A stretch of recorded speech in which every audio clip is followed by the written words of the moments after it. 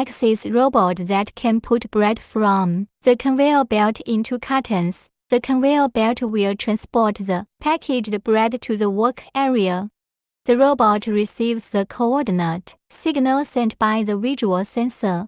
The two-axis robot moves horizontally and vertically to the top of the bread, and the vacuum suction cup absorbs the surface of the bread through negative pressure airflow to package it.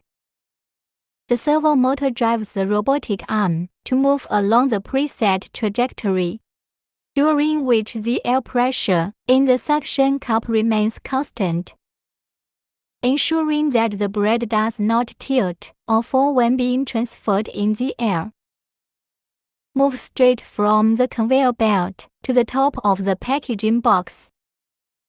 Automatically adjust the delivery height according to the carton specifications.